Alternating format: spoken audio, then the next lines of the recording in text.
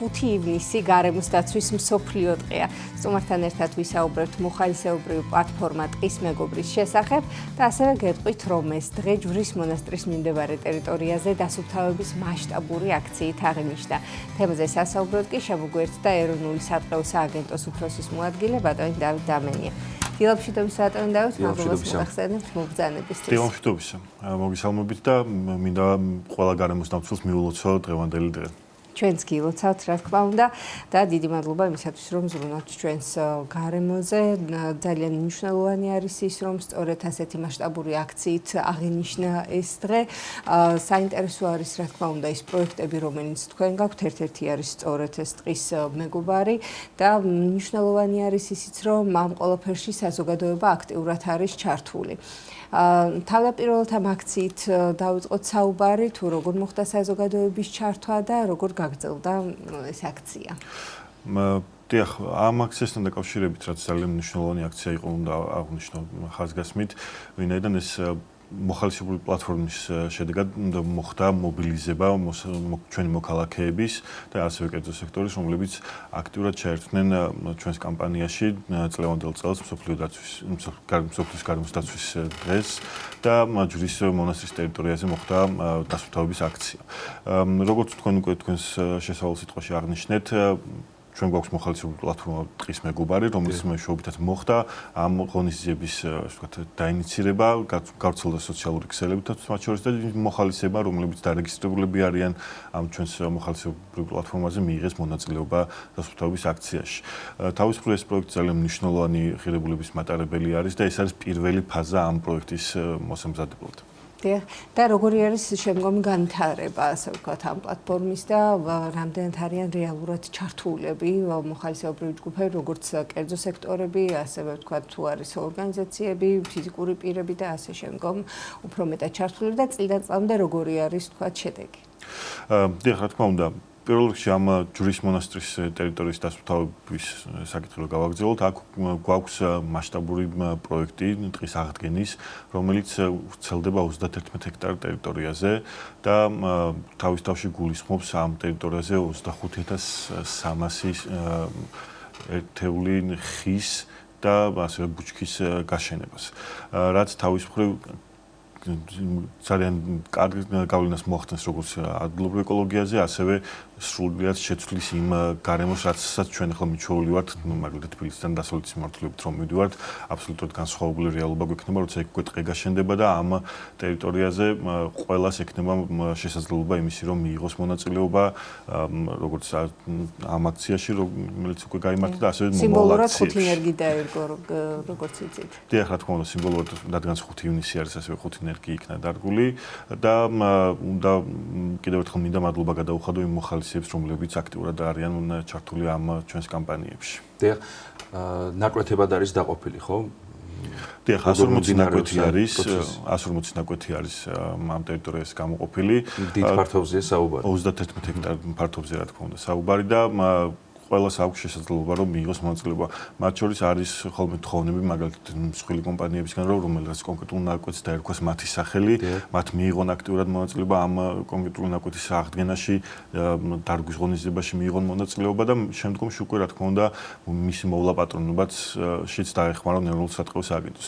თუმცა, რა თქმა უნდა, ეროვნული სატყეო სააგენტო ისედაც ვალდებული არის და თავის მხრივ უზრუნველყოფს იმას, რომ ეს ტერიტორია მაქსიმალურად იყოს დაცული, მოვლაპატრონება არ შეწყდეს ამ ტერიტორიაზე და ჩამოყალიბდეს ისეთი ლანდშაფტი, როგორც გვაქვს ჩვენი მოვლა აღდგენის პროექტით დაგეგმილი, თუმცა უნდა ვთქვა, რომ მოხალისეები ძალიან მოწედინებულები არიან და ეს კიდევ ერთი დადებითი ტენდენცია ამ მიმართულებით, რომ მოხალისეებს აქვთ სურვილი არა მხოლოდ დარგვის და ერთჯერადად ამით, ასე ვთქვათ, მათი ვალდებულების მოხდით არამედ სისტემატური სახით მოუვარონ კიდეც ამ ტერიტორიებს და წლიდან წლამდე, ასე ვთქვათ, თავიანთი დარგული ხეების ნაყოფიც ნახოთ საბოლოო ჯამში. დავით, ვიდრე გავაგრძელებდით კვლავ ჩვენ ქვეყნის მაგალითის საუბარს, რომ გავიხსენოთ ისტორია და ვუთხრათ მაყურებელს, რომელი წლიდან აღინიშნება და როგორ აღინიშნება ზოგადად ეს დღე მსოფლიოში.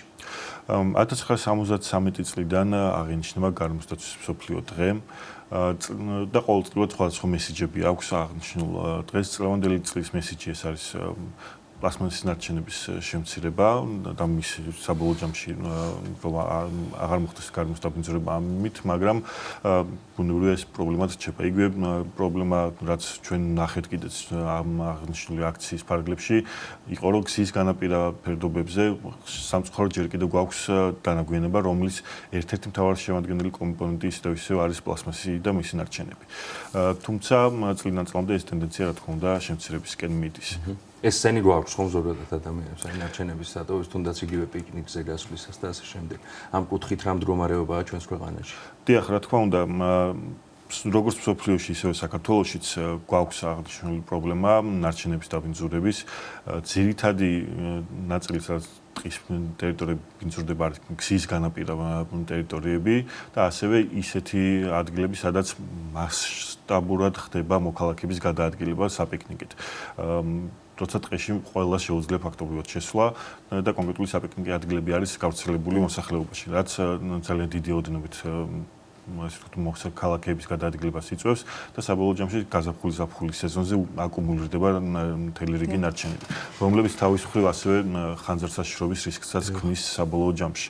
თუმცა უნდა ვთქვა, რომ წლიდან წლამდე ეს ტენდენცია უფრო და უფრო მცირდება და შესაბამისად მოქალაქეების ცნობადობაც უფრო ამაღლებული არის. რა აკეთდება იმისათვის, რომ ცნობადობის ამაღლებისათვის ვთქვათ, რა კამპანიებს აწარმოებთ და როგორი არის საბოლოო ჯამში შედეგი და ასევე ალბათ საინტერესო არის იმის გაგება არის თუ არა გარკვეული ბრჭყალებში სასჯელი, ვთქვათ, იგივე ჯარიმის სახით და ასე შემდეგ, რომ უფრო მეტად გამოიჩინონ ყურადღება გარემოს მიმართ. მადლობა ამ კითხვისთვის, ეს ძალიან მნიშვნელოვანი ნაწილი არის. ჩვენ ყოველწლიურად გვაქვს საინფორმაციო კამპანიები. განსაკუთრებით გაზაფხულის სეზონზეც, როცა უკვე ხანძრისაშიშროების რისკი უფრო იმატებს, ამ პერიოდში მოუწოდეთ მოსახლეობას როგორც სახანძრო უსაფრთხოების წესების დაცვისკენ, ასევე რა თქმა უნდა ნარჩენების მიმართულებითაც გვაქვს კამპანიები, გვაქვს ყველანაირი პლატფორმის მომაც ვიყენებთ ამისთვის, როგორც სოციალურ მედიას, ასევე თქვენი როგორც მედიის როლიც ძალიან მნიშვნელოვანი არის ამ მიმართულებით და ყოველწლიურ კამპანიებში თქვენც ასევე გვეხმარებით, რომ მოსახლეობასთან გქონდეს კომუნიკაცია, ასევე გვაქვს საინფორმაციო კამპანიები სხვადასხვა მიმართულებით პირდაპირ შეხვედრებით ჩვენი მეტყევეებიც გადაადგილდებიან ტყეში და მოუწოდებენ მოსახლეობას წესების დაცვისკენ. ასევე რაც თქმა უნდა თქვენ ახსენეთ კანონის გამკაცრება და სანქციების ნაწილი, რაც წლიდან წლამდე ასევე შეიცვალა და უფრო მკაცრი გახდა კანონი და ეგრეთ წოდებული მსუსხავი ეფექტიც ბუნებრივია მოქმედებს მოქალაქეებზე, რომ მათ იციან, რომ თუ კი გარემოს მიაყენებენ ზიანს, ამ შემთხვევაში რა თქმა უნდა ფულადი სანქციებიც ეკისრება და ხოლო იმ შემთხვევაში თუ კი გარემოს ზიანზე მიყენებული ზიანი 100 და 1000 ლარს, აქ უკვე შესაძლოა სისხლის სამართლებრივი პასუხისმგებლობაც კი დადგეს. დიახ. და თუ არის რაიმე სამომავლო გეგმა, რაზეც შეგვიძლია რომ უკვე წინასწარ ვისაუბროთ, ეროვნული სატყეო სააგენტო რას საქმიანობს ამ კუთხით სამომავლო გეგმებთან დაკავშირებით? პირველ რიგში უნდა ვთქვა, რომ ტყის მეგობრის პლატფორმა, რომელიც თავიდანვე აღნიშნეთ, არის ერთ-ერთი მნიშვნელოვანი პროექტი სატყეო სააგენტოში, გააგრძელებს ფუნქციონირებას და ამ პლატფორმაზე მაქსიმალურად უზრუნველყოფთ იმას, რომ ყველა მოხალისე იყოს ჩართული ნებისმიერ აქტივობაში, როგორც კერძო სექტორი, ასევე მოხალისეები. ჩვენი მიზანიც არის, რომ მოვიზიდოთ რაც შეიძლება მეტი მოხალისე და მსხვილი კერძო სექტორი, რომლებიც სადაც აქვთ საშუალება არ მხოლოდ ფიზიკურად მიიღონ მონაწილეობა ამ მოლაღდგენის ღონისძიებებში, არამედ მათ შორის გამოყონ დაფინანსებაც ამ მიმართულებით და რაც კონკრეტულად როგორც აღნიშნეთ, კონკრეტულ ტერიტორიებსაც კი დაერქვას მათი სახელი, რომ მათ მიერ აღდგენილი ტყე არის და ამ მიმართულებით ბუნებრივია ეროვნული სატყეო სააგენტოს აქვს ძალიან დიდი გეგმები ტყის მოლაღდგენის კუთხით.